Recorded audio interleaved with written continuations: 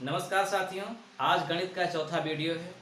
जैसा कि पिछले वीडियो में हमने आपसे कहा था कि जो मैं प्रश्न पूछ रहा हूं इसका अगले वीडियो में जवाब भी दूंगा और जो जो सही उत्तर देंगे उनका मैं नाम भी लूंगा। तो मनोज कुमार गुप्ता ने सही जवाब दिया है और सुरेश कुमार द्विवेदी ने सही जवाब दिया है।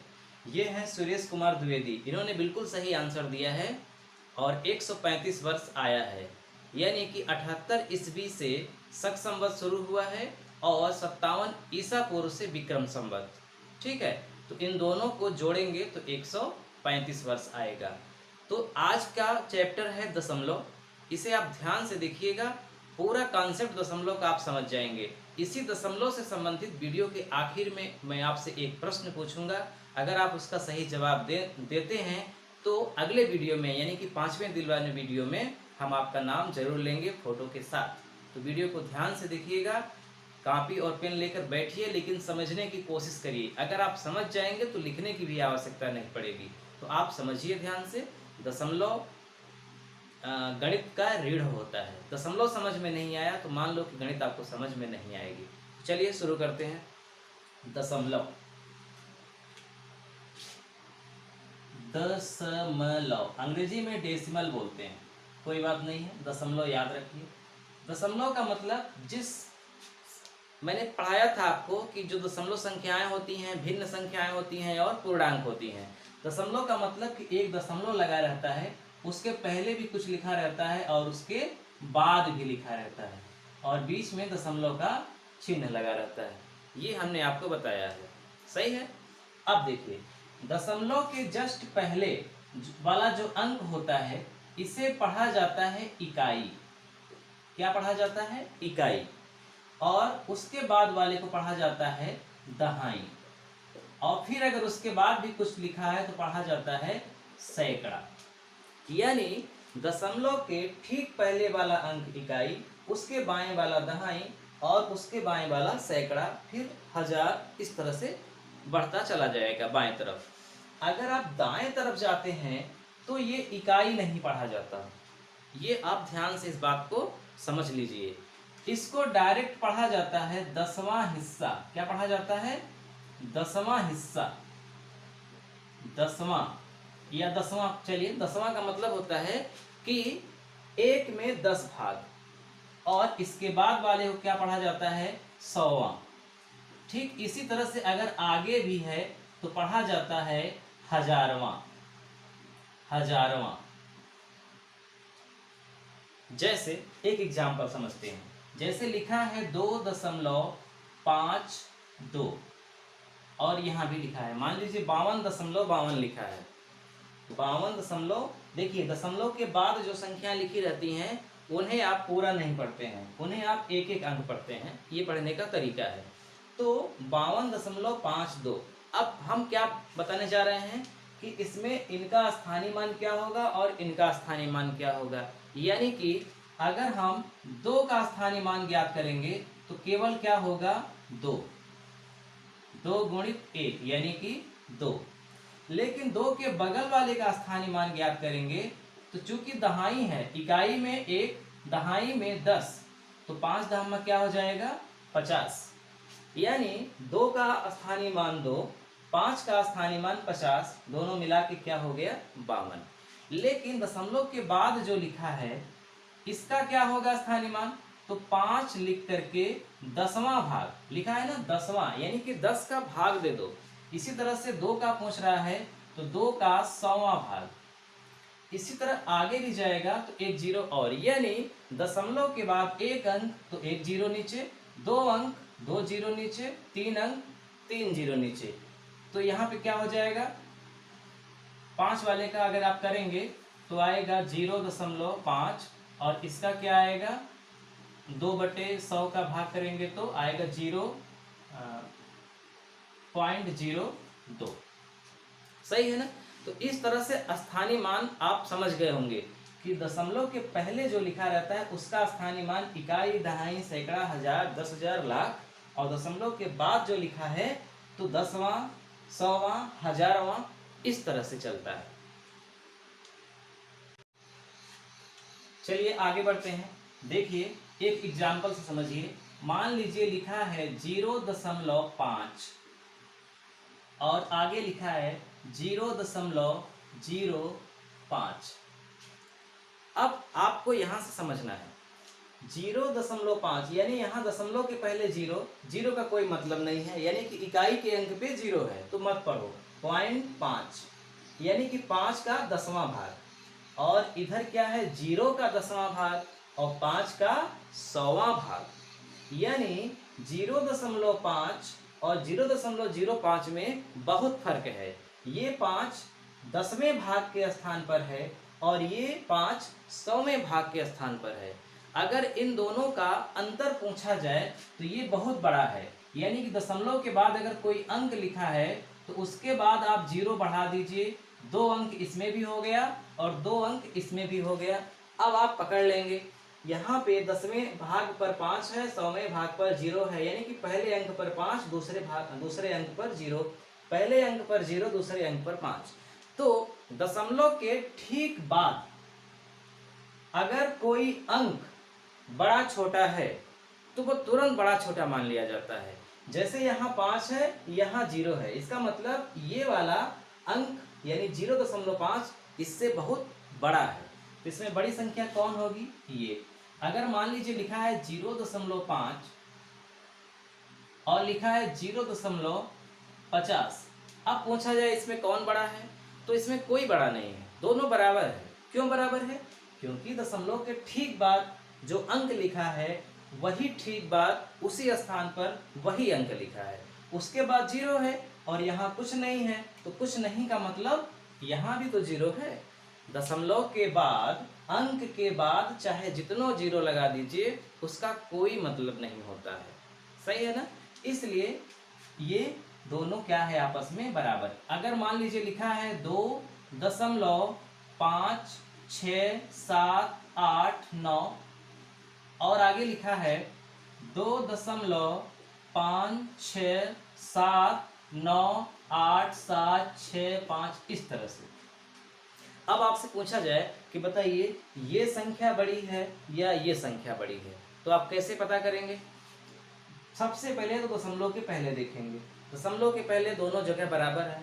अब दशमलव के बाद देखिए यहाँ पे पहले अंक पे 5 है, पहले अंक पे 5 क्लियर नहीं हुआ, दूसरे अंक पे 6, दूसरे अंक पे 6 नहीं क्लियर हुआ, तीसरे अंक पे 7, तीसरे अंक पे 7 अभी भी क्लियर नहीं हुआ, चौथे अंक पे 8, चौथे अंक पे 9। देखिए चौथे अंक पे 9 है और यहाँ चौथे अंक पे 8 है, इसका मतलब 8 छोटा है और 9 बड़ा है, यानी ये भिन्न क्या हो गई? बड़ी हो गई। अब आगे क्या है वो कितना दूर तक लिखा है, कितना बड़ा है, उससे कोई लेना देना नहीं है। जैसे मान लीजिए लिखा है 0.4 और लिखा है 0.349876549 वगैरह वगैरह, पूरी कॉपी भरी हुई है।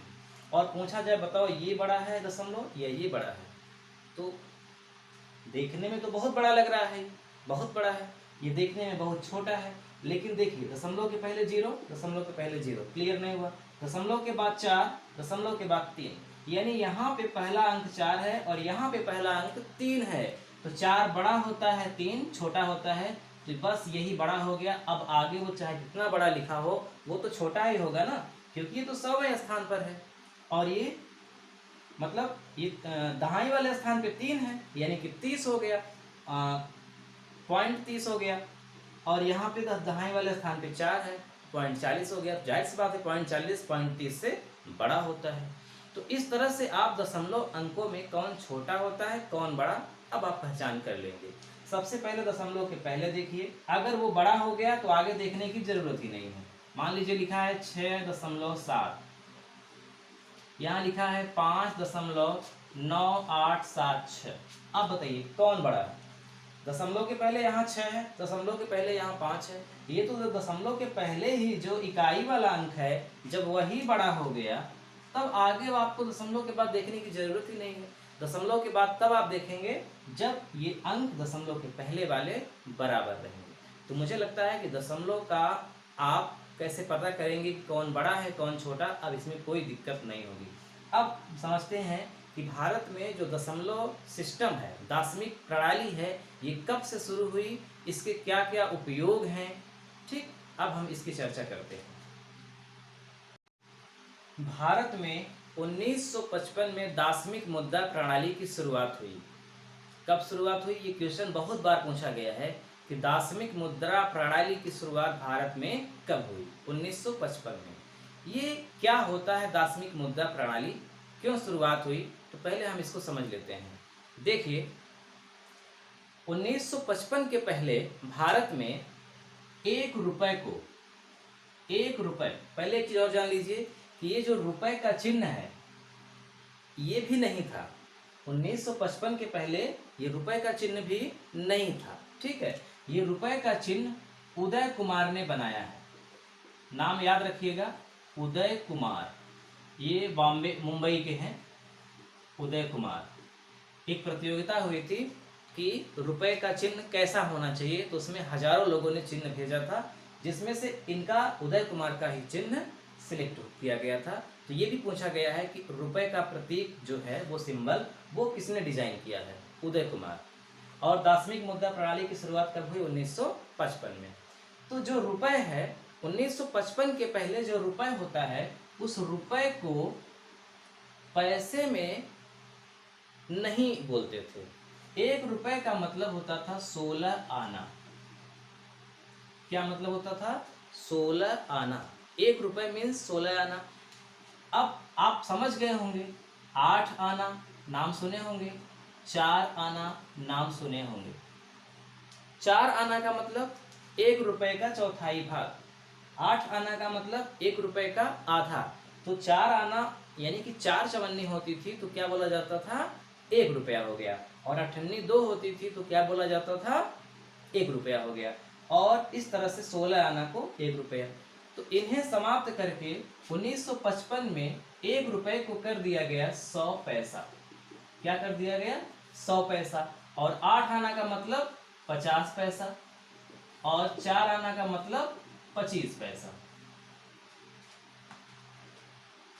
1955 में इसे हटा दिया गया और क्या कर दिया गया, पैसे को लाया गया। अब आप समझ गए होंगे, अगर आपको लिखना पड़े 5 रुपए 25 पैसे और कहा जाए कि आप इसको दाशमिक प्रणाली में लिखिए ताकि पैसा आपको न लिखना पड़े, तो आप क्या करेंगे, दशमलव का चिन्ह लगाएंगे और 5 को दशमलव के पहले लिखेंगे, यानी बड़ी डिजिट को दशमलव के पहले और छोटी डिजिट को दशमलव के बाद। डिजिट का मतलब यहाँ पर अंक नहीं है, डिजिट का मतलब आप ये समझिए कि रुपए बड़ा होता है, पैसा छोटा होता है। इसी तरह से अगर मान लीजिए 5 मीटर और 25 सेंटीमीटर को आपको दाशमिक प्रणाली में लिखना पड़े, दशमलव में लिखना पड़े, तो दशमलव लगाएंगे और 5 को पहले लिखेंगे, क्योंकि मीटर सेंटीमीटर से बड़ा होता है। यानी कि जो यूनिट बड़ी होगी उसे दशमलव के पहले और जो यूनिट छोटी होगी उसे दशमलव के बाद। तो यहाँ पर दशमलव के बाद क्या लिखेंगे, 25। चूंकि यहाँ भी 25 है, मान लो चलो हम यहाँ 75 कर देते हैं, 75 सेंटीमीटर, तो यहाँ क्या हो जाएगा, 75। लेकिन यहाँ आगे लिखा क्या जाएगा, यहाँ रुपए लिखा जाएगा और यहाँ मीटर लिखा जाएगा। यानी दशमलव का फायदा ये हुआ कि जब हम दशमलव लगाते हैं तो उसमें जो छोटा वाला मात्रक होता है वो नहीं लिखा जाता, उसी को दशमलव के बाद समझा जाता है। और दशमलव के पहले जो है, जो भी मात्रक होता है, मीटर होता है या रुपया होता है, वही चीज लिखा जाता है। सही है। अब देखिए, मान लीजिए आपके सामने मैं एक प्रश्न यहाँ पे रख रहा हूँ, आप बताइए। जैसे आप पेट्रोल टंकी पर पेट्रोल भरवाने गए और उसमें लिख के आ गया 3.25 लीटर, ऐसे लिख के आ गया 3.25 लीटर। तो इसका मतलब क्या हुआ, इसका अर्थ क्या लगाएंगे आप। अगर आपने दशमलव को अच्छे से नहीं पढ़ा है तो इसका अर्थ आप सही नहीं निकाल पाएंगे। इसका अर्थ सही निकालने के लिए आपको दशमलव को अच्छे से पढ़ना पड़ेगा। ये चीज़ हम अगले वीडियो में बताएंगे। चलिए आज थोड़ा सा बता देते हैं कि इसका मतलब क्या हुआ, लेकिन ये मतलब आप कैसे निकाल पाएंगे ये आप इससे अभी नहीं समझ पाएंगे। ठीक है, जैसे मान लीजिए लिखा है 6.5 घंटा, तो इसका क्या मतलब निकालेंगे आप, कितना घंटा हुआ या कितना बचकर कितना हुआ, आप नहीं निकाल पाएंगे। इसके लिए दशमलव आपको अच्छे से सीखना पड़ेगा। यहां पर कह रहा है 3 लीटर और 250 मिलीलीटर, यहां कह रहा है 6 घंटा 30 मिनट। अब आपके सामने एक प्रश्न है। अगर ये प्रश्न है, मुझे पता तो है नहीं कि आपके दिमाग में ये प्रश्न उपजा है। अगर आपके दिमाग में प्रश्न उपजा है तो मान लीजिए कि आप ध्यान से समझ रहे हैं इसको, और नहीं उपजा है तो और ध्यान से समझिए आप। मैंने आपको क्या दिखाया, देखिए 5 रुपये 25 पैसे को जब दशमलव में लिखा गया तो जो यहाँ था उसे यहाँ लिखा गया, जो यहाँ था उसे यहाँ लिखा गया। 5 मीटर 75 सेंटीमीटर को दशमलव में लिखा गया तो जो यहाँ था यहाँ लिखा गया, जो यहाँ था यहाँ लिखा गया। लेकिन इसमें 3 को तो लिखा गया, 3 लीटर 3, 6 घंटा 6, लेकिन आगे जो 250 है वो यहाँ 250 नहीं लिखा है, जो 30 मिनट है वो यहाँ 30 नहीं लिखा है। ये क्यों नहीं लिखा है, ये क्यों नहीं लिखा है? ये इसलिए नहीं लिखा है क्योंकि 1 लीटर में 1000 ग्राम होता है या 1000 मिलीलीटर होता है। 1 घंटे में 60 मिनट होता है। दशमलव के बाद हूबहू वही चीज लिखी जाती है जिसका मान 1 बराबर 100 होता है। जैसे 1 रुपये बराबर 100 पैसा, तो आप पैसे को हूबहू उतार सकते हो। 1 मीटर बराबर 100 सेंटीमीटर, तो आप सेंटीमीटर को हूबहू लिख सकते हो। लेकिन जिसका मान 1 बराबर 100 नहीं होता उसे आप हूबहू नहीं लिख सकते। उसके लिए आपको कैलकुलेशन करना पड़ेगा। ये कैलकुलेशन कैसे होगा ये हम लोग अगले वीडियो में बताएंगे। इसके लिए आप इंतजार करना पड़ेगा आपको। और आपके लिए आज एक प्रश्न है, इसका अगर आप सही जवाब देंगे तो इस प्रश्न के साथ, ठीक है, आपका फोटो और आपका आंसर अगले वीडियो में हम दिखाएंगे लोगों को। प्रश्न आपके सामने है, भारत में 25 पैसे का प्रचलन कब से बंद हुआ है? भारत में 25 पैसे का प्रचलन कब से पूरी तरह से बंद हुआ है? इसका जवाब आप कमेंट बॉक्स में लिखिए। जितने लोगों का सबसे पहले जवाब आएगा उनका हम नाम फोटो के साथ जरूर लेंगे, अगर फोटो भेजेंगे तो ठीक है, मिलते हैं अगले वीडियो में। तब तक के लिए नमस्कार।